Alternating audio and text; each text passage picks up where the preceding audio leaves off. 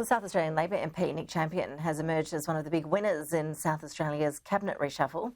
He's been handed a super portfolio aimed at tackling the housing crisis as the state's Premier Peter Malinauskas recasts his government 2 years out from election.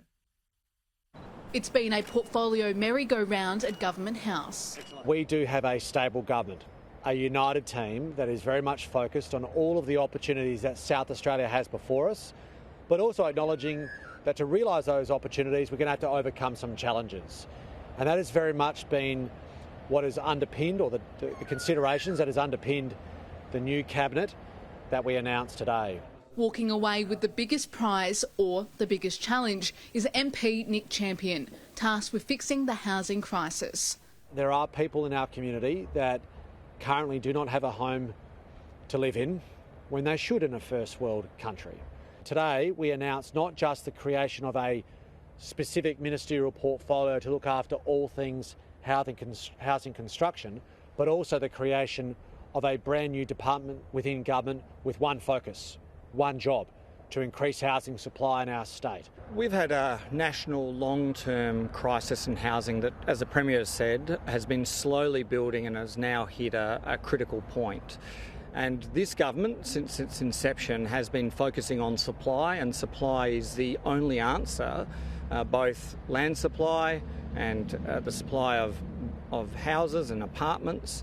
That supply is the only way we're going to get out of that. Chris Picton held on to the health portfolio after calls for him to be moved on. This reshuffle has failed the people of South Australia because it has avoided the most significant issue that needed to be dealt with, which was, of course, health. And after 2 years, we've seen Chris Picton utterly fail to deliver for the people of South Australia. Not everyone left Government House as winners. Joe Sockarch losing his police and emergency services portfolio to newcomer Dan Cregan.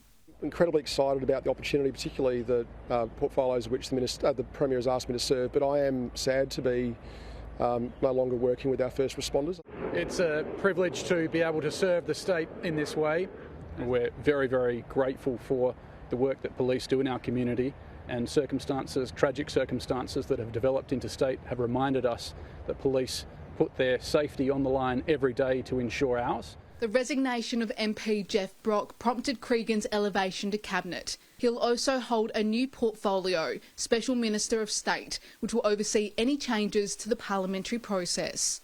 In respect to the Special Minister for State portfolio, discussions are already underway, and there has been a considerable amount of work to develop a package which we hope will ban political donations in South Australia.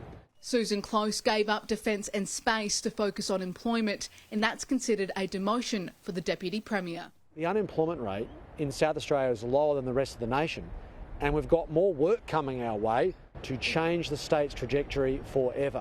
Plenty of smiles on what feels like the first day of school for Labor's new cabinet, but only time will tell how long the smiles will last. Monique van der Heyden, Sky News.